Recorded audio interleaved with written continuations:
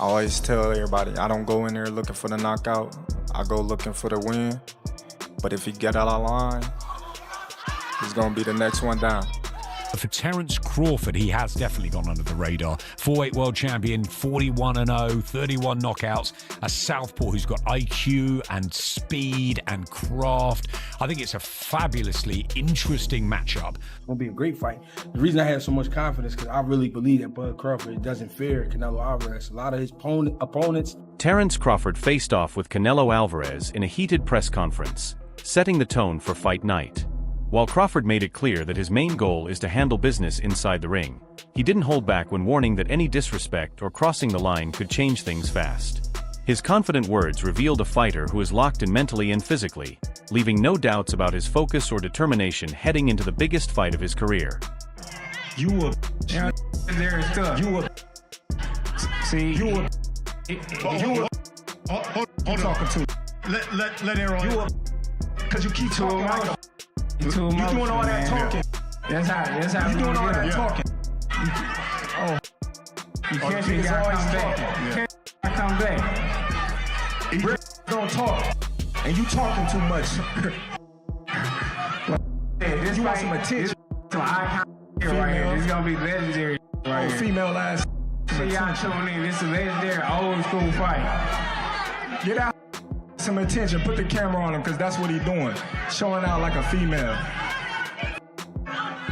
Let him finish, bud. Go ahead, EJ. Yeah, Greg Hackett has been vocal about his admiration for Terence Crawford's chances against Canelo Alvarez, praising the fighter's fearless mindset both inside and outside the ring. According to Hackett, Crawford never shows a hint of hesitation or intimidation, qualities that have set him apart in a division where many fighters have crumbled under Canelo's dominance. Hackett points out that Crawford's confidence isn't arrogance, but rather the product of years of discipline, consistent victories, and the ability to adapt to any opponent. In his view, confidence is a fighter's most powerful weapon, and Crawford carries it into every single fight. Taking on Canelo, one of boxing's most respected pound-for-pound champions, demands extraordinary mental toughness. Hackett firmly believes Crawford has it in abundance and sees this matchup not as a daunting challenge, but as the perfect stage for Crawford to prove he thrives under pressure. Canelo, Yeah. they taking Crawford. You got people that was taking Crawford, they taking Canelo. Yeah. What do you make of it? It should be that way because we talking about a great fight here. We talking about two great athletes. So when it's like this, it's better for the betting. You know what I mean? All the people that like to bet, it's better for them. You know what I mean? Because nobody knows where the money gonna land. The reason I have so much confidence in this fight, you know, thinking that it's going to be a great fight.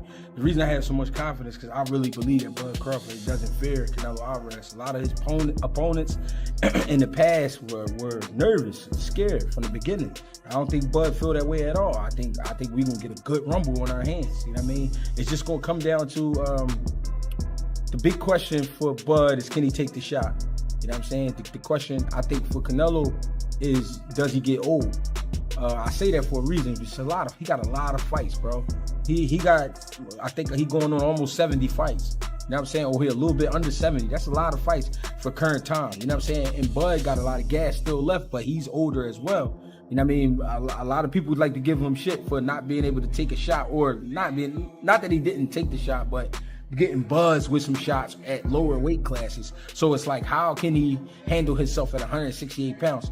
But you have to understand the physical to understand how. You know what I mean? I'm not about to get into all of that, but you know what I mean? I do understand he will be a lot more sturdy at 68. I mean, if you smart, you've seen it at 47 versus Earl Spence. Adam Smith, a highly respected boxing commentator, views the potential clash between Terence Crawford and Canelo Alvarez as a massive challenge for Crawford, but one he's capable of overcoming. Smith praises Crawford's exceptional boxing IQ, pointing out how quickly he reads opponents, adapts mid-fight, and capitalizes on even the smallest mistakes with pinpoint precision. Emphasizes that Crawford's speed could be the key factor, as Canelo's defensive style occasionally leaves openings for a smart, fast fighter to exploit. Smith predicts that if the fight goes the distance, Crawford's ability to outthink and outmaneuver Canelo over 12 rounds could secure him a points victory. Calling it a bout that could rank among the most thrilling in recent years, Smith sees this fight as the ultimate test of skill, strategy, and mental sharpness. In his view, a decision win for Crawford would perfectly illustrate how boxing ultimately rewards intelligence and adaptability inside the ring. September the 13th, it's billed as fight of the century.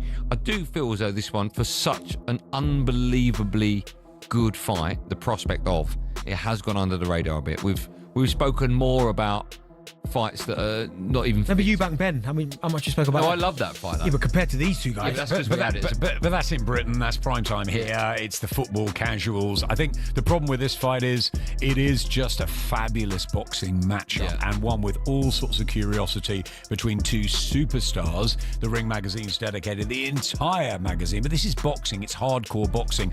I think Canelo is known. I think Canelo, obviously the Mexican machismo that holds all the super middleweight titles, nearly 70-odd fights. He's been phenomenal. I think he's 35 now. But for Terence Crawford, he has definitely gone under the radar. 4-weight world champion, 41-0, 31 knockouts. A southpaw who's got IQ and speed and craft. I think it's a fabulously interesting matchup, the two of them, because you've got the big guy, the strong super middleweight, really, really cultured, wonderful fighter in Canelo. But is he just slightly, ever so slightly, fine margins past his peak? And you've got Crawford, who needs this fight as his coming out party. The big news, it's on Netflix, so he'll get the attention. Can Crawford do it? It's a huge step again in weights, but I think he's got the speed, and I think he's got the know-how, I'm sure we'll talk about it more next week, to cause problems for Canelo, and I think that he could win it on points. Ade Oladipo takes a more critical stance on the Canelo Alvarez versus Terence Crawford matchup, arguing that while it has captured massive attention, it lacks the special intrigue of recent big fights like Alexander Usyk versus Daniel Dubois. According to Oladipo, the natural weight gap and the widespread perception that Canelo holds the advantage strip the fight of the unpredictability fans crave. Contrast this bout with Usyk versus Dubois, which delivered a true clash of styles and carried an air of uncertainty about the outcome. In his view, much of the excitement surrounding Crawford versus Canelo stems more from promotional hype than from the actual competitive dynamics inside the ring. Like, you know, it's been billed as the biggest fight of the century, SummerSlam the biggest fight of all time. Let's calm down, people.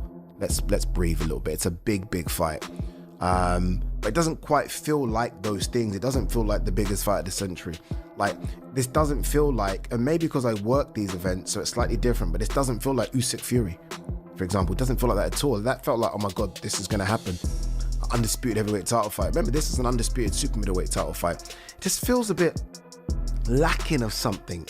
Like, I can't believe that Max Kellerman is now part of this, and again, for nostalgia, we haven't got a Max Kellerman face-off. Like, how Canelo speaks great English now, how we haven't got that, just to kind of give it a bit of spice, because Canelo, with his English, it's like he's only learnt the bad words. He does chat a lot of shit, so I almost feel like we should have done that. Maybe because it's on Netflix, it hasn't got a bit of a push from ESPN. Obviously, there's no DAZN stuff, obviously, because DAZN are not covering it. I feel like it's lacking something. And maybe because both of them don't trash talk either. Because when I think of the biggest fights of the last sort of 15, 20 years, you've always had one side of the fight, or one side who's a big trash talker. In some instances, two. The biggest fights, again, Usyk Fury. Fury was happy to do all the trash talking. Sold it. Event went massive. Mayweather Pacquiao. Mayweather is happy to do all that, right? Mayweather McGregor. Hence why that went just colossal, because you got two of the biggest trash talkers ever doing it. This time, Canelo ain't saying anything. Crawford ain't saying anything. Feels a bit flat. Feels a little bit flat. Promoters have gone all in to market the Canelo Alvarez versus Terence Crawford showdown as the fight of the century, turning it into more than just a sporting event. It's been packaged as a global spectacle, drawing in audiences far beyond traditional boxing fans. Netflix's involvement has only amplified the buzz, offering exclusive behind-the-scenes access, interviews, and non-stop promotional content that makes the event feel unmissable. Through documentaries, press tours, and worldwide media coverage, the promotion has merged sports and entertainment, elevating anticipation to the level of some of the biggest crossover events in modern history. I'm holding you to the standard you set. They're tagging this the fight of the century, colossal, super fight, Netflix, Dana White, right? So now we got to look at it. You can't tell me something.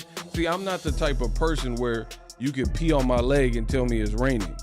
If that's you and you're gonna let somebody urinate on your leg and tell you it's raining, that's on you. But I don't do that.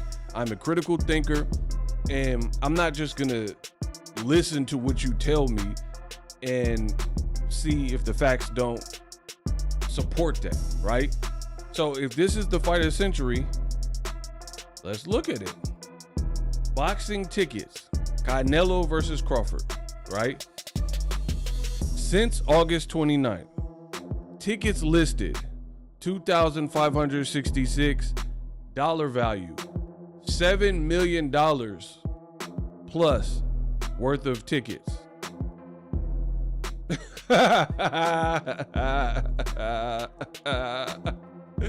Hey, bro, $7 million worth of tickets.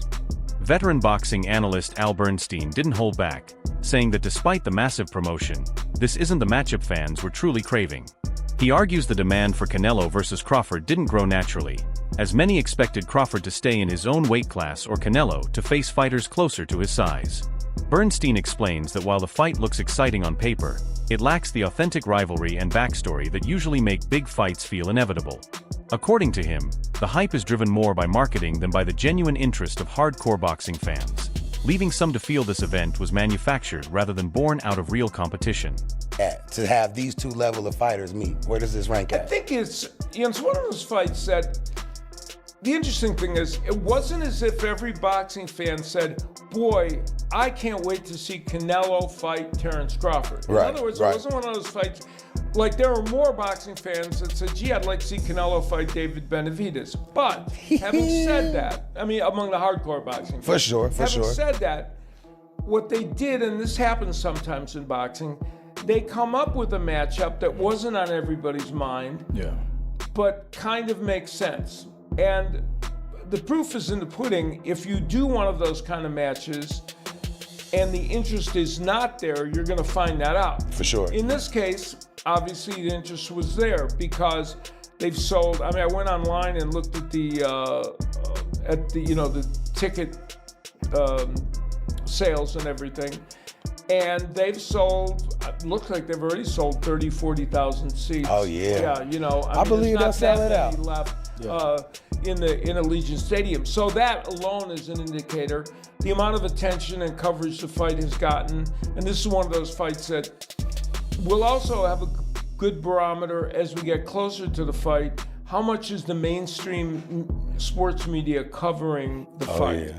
You know, it used to be in the old days, big fights were covered all the time by the mainstream sports media, not so much in recent years. And so that's always a barometer of whether it, really is as big as we think. As far as the actual matchup is concerned, when it was originally announced, I thought they were going to have a hard sell in convincing people that Crawford could come up 2 weight classes and take on a 168-pounder because he already moved up. Another widely shared opinion is that while the fight will attract a massive audience, it isn't necessarily the matchup fans were demanding. Many argue the size and weight advantage heavily favors Canelo, creating the risk of a predictable outcome. The real intrigue lies in whether Crawford can overcome those odds and deliver a historic upset. If he succeeds, it could go down as one of boxing's great underdog moments, rewriting expectations for smaller fighters moving up in weight. But if Canelo wins as most anticipate, the fight may be dismissed as inevitable rather than legendary. This perfectly reflects the mix of anticipation and skepticism among fans, eager to witness history, yet wary it might play out exactly as predicted. So many tickets available for this fight because of that undercard. This promotion has been it's very interesting, man. Number one, there's no real reason for this fight to take place. Terence Crawford and Canelo. Nobody was asking for the fight. There's no natural connection between the two fighters.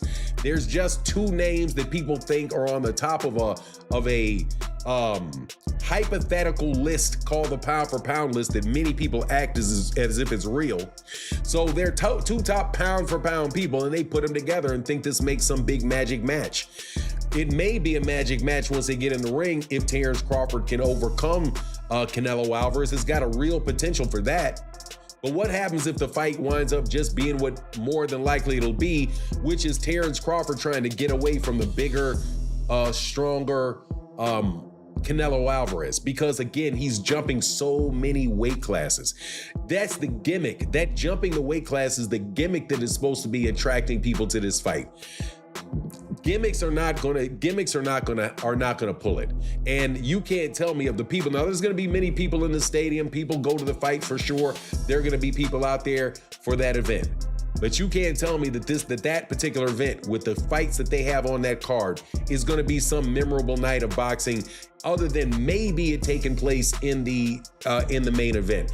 You have people. Many of these fighters are not from the United States. As I look from them, I mean, I would have to go out and see in the United States how many fighters from the United States do they actually have, right? Fans and analysts alike have been struck by Terence Crawford's physical transformation at 175 pounds. Far above his usual fighting weight. Recent photos and training updates reveal a fighter who looks solid, powerful, and well-conditioned, with broader shoulders and a thicker frame that suggests he's ready for Canelo's physical challenge. Instead of appearing undersized, Crawford now looks like someone built for the demands of a bigger division. His preparation clearly focuses on strength and conditioning designed to add muscle and power without sacrificing the speed and agility that define his style. For many observers, this new version of Crawford raises questions about whether size will truly be the deciding factor when the two finally meet in the ring. Terence Bud Crawford is absolutely ripped, absolutely shredded. What looks to be about 175. Now he fights next Saturday, a week out from the fight. It's a week out from the weigh-in, so I'm sure that you look at Terence Bud Crawford right there, and you see he is absolutely shredded right there. And this is a week before the weigh-in, right? So I'm pretty sure he's probably weighing about 174, something of that magnitude, maybe about 173. 175 is probably the max he is at one right now, because obviously the weight is at 168 and he's a week out. So he might be around 173, drop 5 pounds on next Friday for the weigh-in, right? So Terence Crawford, as I showed you guys, is training and putting a mass in his shoulders and in his legs. As you can see here, once again, right? He hasn't gained a lot of muscle mass except in his shoulders, okay? When you look at Terence Crawford in previous fights, previous weigh-ins, his arms look pretty much the same. His neck and his shoulders is where you can see a clear difference from fights in the past, right? When you look at his midsection, his core, right? You can see the water weight, right? So right now, it's going to look like his midsection, his core is going to look bigger than what it actually is. Canelo Alvarez's career needs little introduction. Turning pro at just 15, he has spent over a decade facing and beating many of boxing's biggest names. What sets him apart is not just power, but polished fundamentals, a precise jab, a granite chin, and the ability to adjust his tactics mid-fight. With titles across multiple weight classes and a proven record in high-pressure moments, Canelo has built a legacy of skill and resilience. For Terence Crawford, stepping in against a fighter with that kind of experience and ring intelligence represents one of the toughest tests of his career. Terence Crawford, a guru in the ring? Absolutely. He is one of the best fighters ever created in humanity. But you cannot say that I'm going to come in with 5 pounds taped across my arms and legs and then go against Canelo Alvarez. He's not going against some dude who doesn't have counter punches, who doesn't have a ring IQ. Canelo's been fighting since 15 and is one of the few fighters who has taken literally less punishment than, say, Caleb Plant, who has like 25 fights. If you look at the amount of punishment that Caleb Plant has taken in his fights, Canelo has probably taken less punishment than that. And he's coming in hungry. And he's going to come in with 87 billion Mexicans in the ring walk, everybody flying flags. You don't know what Crawford's stage fright is going to be, coming in front of 70,000 people. Canelo's been there. He's going to put the shoes to cross. That's it for today's video. Stay tuned for more updates, and we'll catch you in the next one.